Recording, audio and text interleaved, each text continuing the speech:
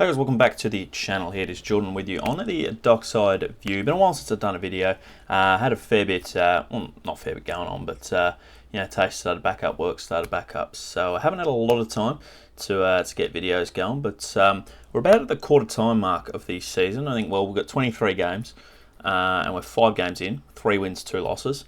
So you could essentially say it's quarter time on the season, or close enough, but technically be close to quarter time after this game. But 5 games in, and I said, so we're going to look at the good, the bad, and the ugly from the Freo's Footy Club start to the 2025 season. Now, as I said, of course, lost the first 2 games, as we know, to the Cats and the Swans, and I followed up with 3 wins on the trot against the Eagles, the Dogs, and the Tigers. So we're going to start, of course, we're going to start with the good stuff. We're going to start with our good from the start of the season. And the first thing I want to talk about is our debutants. They've provided a point of difference already. Dudley has obviously been, well, we'll talk about Murphy in a sec, but I'm going to start with Isaiah Dudley. He's he obviously debuted against the Bulldogs. Against the Eagles. No, he debuted in the Derby, and was the sub against Richmond. He's already providing a point of difference. The art of actually being able to crumb a ruck as a small forward, or crumb the pack. He's hit a couple of goals out of that way. He's provided a bit of speed coming as sub. A lot of people didn't like the fact that he was sub, but we saw the impact he made as the sub, and I think that that's potentially what he'll be used as going forward, and even beyond this year as well, with the potential retirement of Walters. We had Walters as the super sub there for a bit. Maybe that's what Dudley's going to provide. I'm not too sure. He's obviously on the bench this weekend against Melbourne, so I am predicting he's probably going to be the sub again. But I think he can provide in a lot of ways that we didn't have last season. I think, he'll probably get rested pretty soon because he hasn't had a proper pre-season. He didn't have this. He hasn't had this pre-season because he only joined the club after Christmas. So he hasn't had the full pre-season that everyone's had. With most debutants, a little bit underdone at AFL levels. So I wouldn't be surprised if he gets a rest soon. And of course, the main debutant that everyone's talking about, Murphy Reid, picked 17 in the draft. Don't know how he fell to us. I think a lot of people have said he should have been a top 10 pick, but we're not going to complain. Of course, fell to us at pick 17. He's been outstanding. Of course, 4 goals in that first game against Geelong. But he's played so many different roles. He's played as a forward.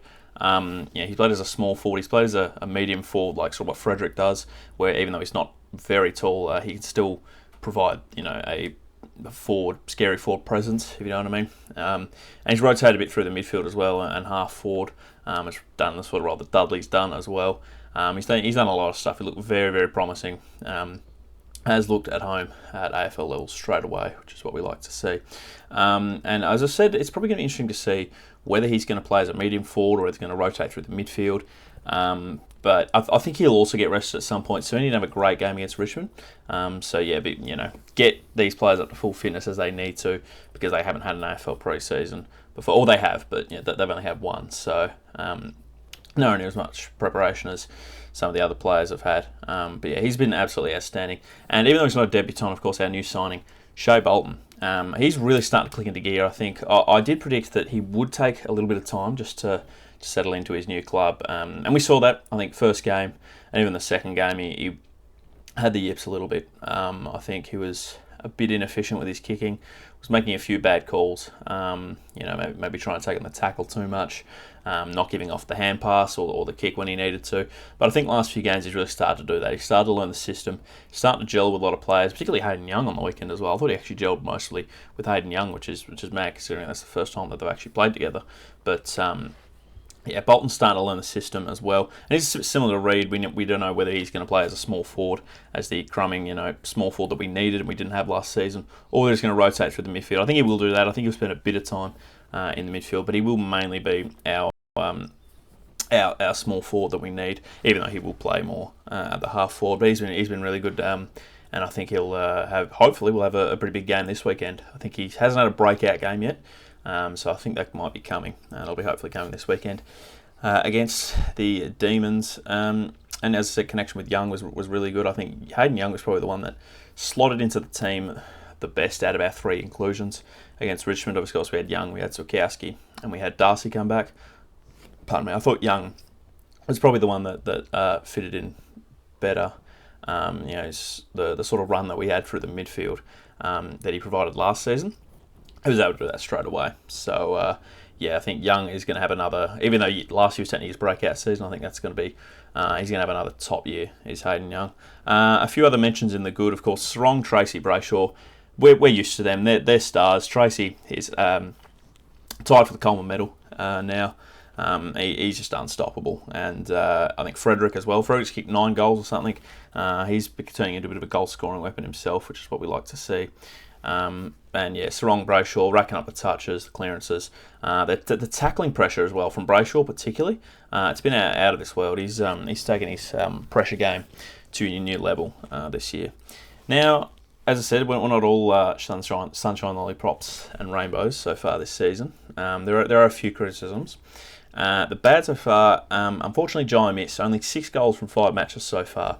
I think he has probably lost a bit of confidence. Now, I couldn't tell you what and why, how he's lost that confidence, but you just feel like he hasn't been as much of a presence as he was. 2023, which is his second year season, we saw the potential. We know this kid's got, well, I say kid, but he's 22 now. We know he's got potential, and I just do think he might have lost a bit of confidence in recent weeks. I think he kicked 4 in the derby, but other than that, he had 2 touches against Richmond. I think he might have taken 1 mark and kicked that one out on the full. He won't be dropped, as I said, because, well, obviously the team lineup is out against Melbourne. But, with no Voss, no Jackson, we don't really have any other options. But, he could go back to the waffle. Josh Tracy went back to the waffle a few times before he turned into what he's been. And I think Amiss is the same age. Amiss might be a year younger than Tracy, or 2 years younger. And we saw when Tracy emerged. So Amiss could just be around the corner to do that. But he's a bit down on confidence at the moment. And I think I've actually said this. I think the idea of turning into this big contested traditional key forward beast, you think of Franklin's, your Kennedys, and even Tracy now. I don't think that was what he was, where his best sort of role was. I think he was better as sort of the leaner tall forward. We've already got Jackson and Tracy down there as the bigger bodies. I think when you have a miss there as, so he leads a lot more. He'd be able to outpace any key defender. I think that's when he was better in 2023. So, I don't know. He has put on a lot of size, and obviously the conditioning staff think that's a good thing. So I'm not going to question them, but I think that was when he was at his best. So a miss he has gone a miss this year, but I think he will. As I said, key forwards take a bit longer to develop than any other player. So we do need to be a little bit patient with Jai Miss. The other one was a 4-quarter effort. I don't think it's been there. JL actually said before the Richmond game that we haven't had a 4-quarter effort yet. And well, that's what we're hoping for today. And then Brayshaw actually said after, in his post-match interview, it was probably about a 2.5-quarter effort. So it wasn't really what we were after. Your Richmond, I think, were probably the better team in that first quarter, and then they took it right up to us until about halfway through that quarter as well. So we haven't had a 4-quarter effort, and we haven't really taken a team and just completely shook them to the core and just completely kicked them out of the game from the first bounce. I don't think we've had that yet. Maybe that's what's going to happen this week with Melbourne, but they're going to be very fired up. They made a few changes. They've dropped a couple of, I think they've dropped Van Rooyen and they've dropped Fritsch, which is very interesting. So could be a chance for us this weekend, but I don't know. As I said, we haven't had that 4-quarter effort. I think I said that the second quarter against the Dogs is probably the only quarter we've had, or passage of play that we've had, that I've thought, this is a premiership contending team. This sort of play is the sort of, this would take it up to your Brisbanes, your Collingwoods, your GWSs, your Hawks, whoever's seen us to be contending this year. We've all got different opinions on who we think is the top teams in the comp. But in that second quarter against the Dogs, I thought that can absolutely take it to anyone in the comp. But 4-quarter effort hasn't been there yet. Great opportunity to do it at the MCG this weekend. We'll get into our ugly now. The tall backline. I think our backline's still a bit too tall now. I think against Richmond, their smalls, they're not the greatest team on paper at the moment. We know that. I don't think their smalls probably aren't either. I think they got Morris Rioli Jr. down there. Is it Steely Green? Not the biggest name. I mean, obviously Riola's a big name, but not the biggest profile of players. So, but they were just able to, I think run around us a bit too much, run around our tall backline. Because you look at our backline, it's Pearce, Ryan, Cox, Draper, and then you got Chapman and Clark. None of those are small. None of those are small lockdown defenders. The only small lockdown defender that we really had was Brandon Walker, and a lot of people criticise Brandon Walker. He probably wasn't the most accurate kick, wasn't the most accurate handball either. Did make a few bad calls, but he was the only player we had that could actually match an opposition small forward, and we saw that in the Sydney game. He went off at half time, and Tom Papley, I think, had a massive impact in that second half when Walker wasn't there. So a lot of people have said, maybe we haven't missed Walker. I think Walker has been a big out for us, and we don't have anyone to do that lockdown role, but I think we've got options. You look at Cooper Simpson sort of turning into... You got Bailey Banfield as your sort of taller utility. Cooper Simpson looks like he might be I actually don't think there's that much height difference between them, actually, now that I say it, but Cooper Simpson's played as a small forward, as a midfielder, apparently playing off half-back as well. In the waffle, maybe he could be a lockdown small defender. Maybe Aish could do it. Aish is sitting in the waiting as well. Warner, not really that sort of player, but it'd be interesting to see. Maybe that's what he's sort of building up to. Of course, coming up against maybe our future small forward in Cozzy Pickett this week. So it's going to be interesting to see who gets the job on Cozzy there. I think you'd probably give it to a player like Carl Warner. There's no one in that side that... apparently Dudley... I think apparently Isaiah Dudley has actually played off halfback a bit before, so maybe that's an option. But I'm not overly sure who's going to get that role on Pickett this week, and it is something that we're going to have to fix. And our other main issue at the moment I've got in the ugly category is our rucking issues. Now, at the start of the season, we thought it's all sorted. We've got Darcy, we've got Jackson, Voss can be a second ruck, even Tracy can be a second ruck, even though we don't want to take him out of his key forward role. Now, of course, Jackson's out for the next few weeks, as is Voss for the next 3 with a suspension. So we've got major issues there. Of course, Oscar McDonald has been brought back into the side this week.